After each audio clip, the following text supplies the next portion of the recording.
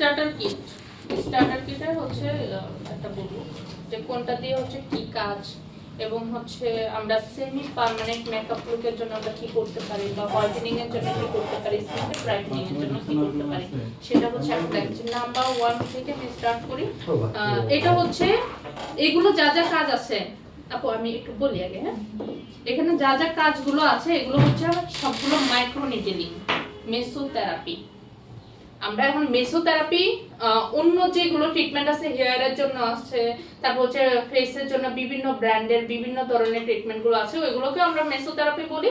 But হচ্ছে এগুলো হচ্ছে মাইক্রো নিডলিং ট্রিটমেন্ট। হ্যাঁ, সবগুলো হচ্ছে মাইক্রো নিডলিং, কারণ ডক্টর পেন লাগবে এবং হচ্ছে আপনার নিডল লাগবে, নিডলের সাইজ থাকবে।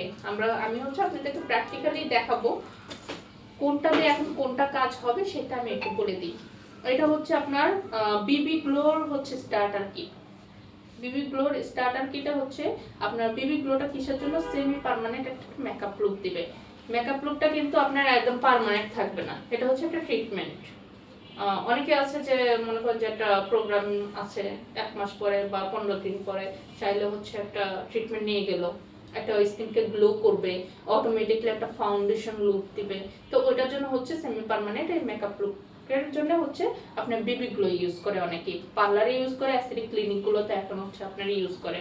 এগুলো হচ্ছে মাইক্রো নিডলিং ট্রিটমেন্ট, কোনো ধরনের ইনজেক্টেবল ট্রিটমেন্ট না। এটা কি আমি তখন ন্যানো দিয়ে করব?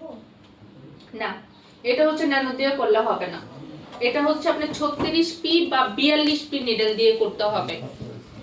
36 পি বা 42 পি নিডল দিয়ে করতে হবে। সবার আগে হচ্ছে বসবেন না, আচ্ছা আমি তো আমরা কোন যে আমার একটা মিটিং আছে। এটা হচ্ছে যে বিবি গ্লো হচ্ছে স্টার্টার কিট। এটা আমরা কিভাবে ইউজ করব, সবার আগে হচ্ছে মাইক্রো নিডলিংটা আমরা পরে দেখাই। আগে হচ্ছে আমরা স্কিনে হচ্ছে ফাউন্ডেশন অ্যাপ্লাই করব। ফাউন্ডেশনটা কিভাবে অ্যাপ্লাই করব, আমরা 36 পি বা 42 পি নিডল লাগাবো এটার মাথাতে। ধরেন হচ্ছে এটা নিডল এখানে লাগিয়ে দিই।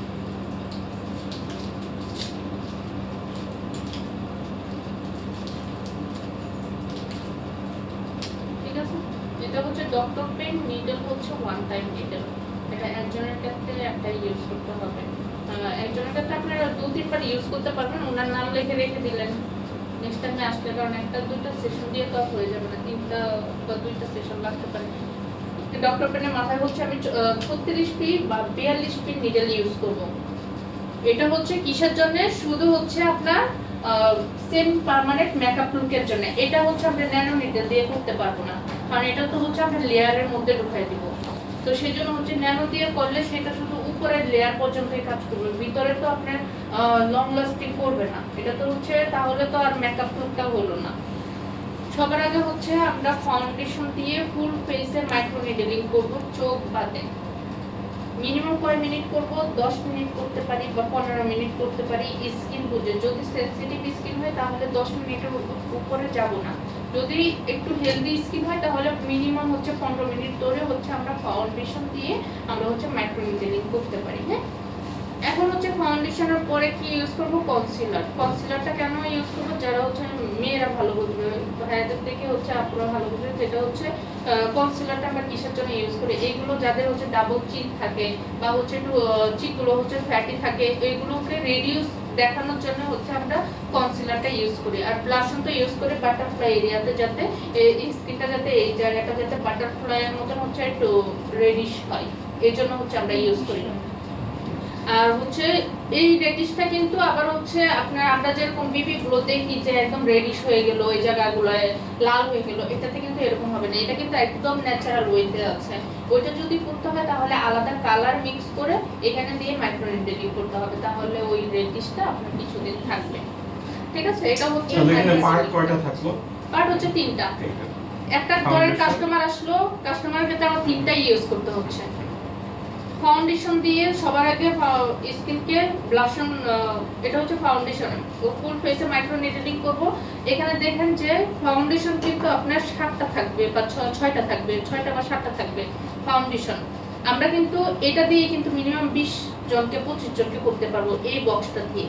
এখন ধরেন আমি হচ্ছে ফাউন্ডেশনটা দিয়ে একটা দিয়ে আমি 2 জনকে করলাম, এই যে 2 জনকে করলে এখানে কনসিলার থাকবে 3টা, তাহলে আমি যদি 20 জনকে করি 20 জনের মধ্যে হচ্ছে আমার 3টা ভাগ করে দিতে হবে, আর ব্লাশন থাকবে হচ্ছে 2টা, এই 2টাই কিন্তু আমার 20 জনকে নিতে হবে। এই ব্যাপারটা কি বুঝছেন? এখানে তো 2টা করে থাকবে, কনসিলার থাকবে 3টা, এই 6টা দিয়ে যদি আমি 12 জনকেও যদি করি বা হচ্ছে 20 জনকেও যদি করি, আমার এই 3টা কনসিলার 2টা ব্লাশন কিন্তু আমার ওই 20টাতে নিতে হবে বা 15টাতে নিতে হবে। ব্লাশনটা কম লাগে। হুম? ব্লাশনটা কম। হ্যাঁ, ব্লাশন তো কম লাগবে, আমার কিন্তু ওই অনুযায়ী করতে হবে। এখন এটা দিলাম আমি মানে ইউজ করে ফেললাম, এটা থেকে আমি অর্ধেকটা ইউজ করে ফেললাম, হবে না। এটা হচ্ছে আপনার আন্দাজ করে নিতে হবে। আর ওই যে ছোট ক্যাপগুলো কিসের?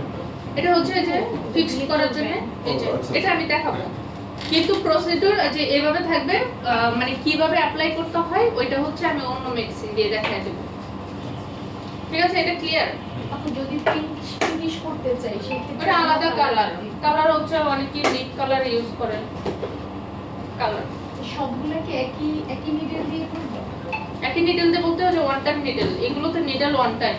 না না, এটা না। ও যে এগুলো হ্যাঁ একই নিডল দিয়ে করবেন, 36 পি বা 42 পি নিডল দিয়ে করবেন, ন্যানো নিডল দিয়ে কিভাবে করলে ওটা নিডল কাজে করব দেবে না। সেটা দেখাবো। ওটা দেখাবো। এখন এটা হচ্ছে whitening stem cell. Whitening stem সেলটা কিসের কাজে দেবে?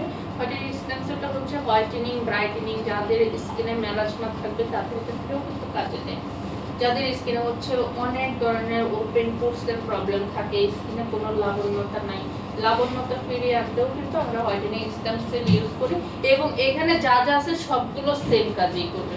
কিন্তু আপনার বক্স করলে মানে এটা আকাশ পাতা মনে হবে, এটা এরকম ওটা এরকম, কিন্তু কাজে কিন্তু আছে যে এখানে হচ্ছে বয়সের একটা পার্থক্য আছে, যে যদি বেশি বয়স হয় তাদের ক্ষেত্রে একরকম, যাদের একটু নর্মাল এজে বাট হচ্ছে আপনার ট্রিটমেন্ট নেওয়ার একটা এজ হয়ে গেছে তাদের ক্ষেত্রে আমরা সবগুলোই ইউজ করতে পারি, মানে শুধু একটা কার্যকর একই। কিন্তু আপনার এগুলো ব্রেন ওয়াশ। ঠিক আছে, এটা হচ্ছে হোয়াইটেনিং স্টেম সেল, এটা দিয়ে এখন আমি আপনাদেরকে দেখাই। আমি এখানে হচ্ছে 36 পি নিডল নিলাম। এটা আমরা হচ্ছে যদি অতিরিক্ত ওপেন পোরস হয়, ওপেন পোরসের যদি প্রবলেম থাকে তাহলে হচ্ছে আমরা 36 পি বা 42 পি নিডল দিয়ে ইউজ করতে পারি। আর যদি মনে করেন যে কোনো ধরনের, যেরকম আমার স্কিনে 36 পি 42 পি এখন দিলে মনে হবে যে স্কিন স্পট পড়ে যাবে, স্প্রেস মার্ক পড়ে যাবে, তো আমার স্কিনে কিন্তু এটা দিলে হবে না, 36 পি 42 পি নিডল দিলে হবে না।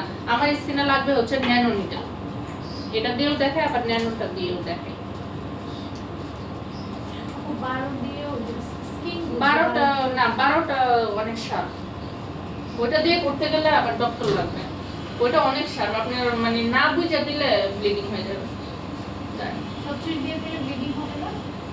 36 দিয়ে করলে ওটা হাতের উপরে ডিপেন্ড করে, আপনি পাওয়ার কমিয়ে বাড়িয়ে নেবেন, যে এখানে পাওয়ার কমানো যায়। দেখছেন যেটা বলছিলাম, দেখছেন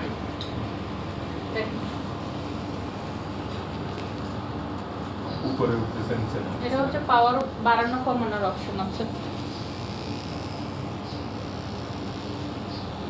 ঠিক আছে, এটা কিন্তু আপনার মানে করতেছে, আপ ডাউন পাঞ্চিং করতেছে। পাঞ্চ। এটা কি স্কিনে ঢুকবে? নাকের যে উঁচু জায়গাটাতে আমরা পাওয়ার বাড়িয়ে নিতে পারি। যখন হচ্ছে আমরা হচ্ছে হাড়ে যাব, যখন হাড়ে বা কপালে যখন করব, নাকের হাড়ে যখন করব বা কপালে যখন করব, অবশ্যই হচ্ছে আমরা পাওয়ার কমিয়ে নিব, তাহলে হচ্ছে আপনার ব্লিডিংটা হওয়ার সম্ভাবনা থাকবে না। যদি আমি একই পাওয়ার দিয়ে আমি গালেও করলাম, নাকেও করলাম, কপালেও করলাম, দেখা যাচ্ছে গালে কিছু হবে না কিন্তু এখান থেকে ব্লিডিং হবে, এটা মনে করেন যে কাস্টমারের ভালো লাগবে না জিনিসটা। তাহলে 35টা হচ্ছে একটু মানে 36 পি আর হচ্ছে কিসের ব্যাপারে বলছেন? নিডেলের ব্যাপারে। হ্যাঁ, 36 পি বা 42 পি এগুলো হচ্ছে মানে স্ট্যান্ডার্ড একটা মাপ।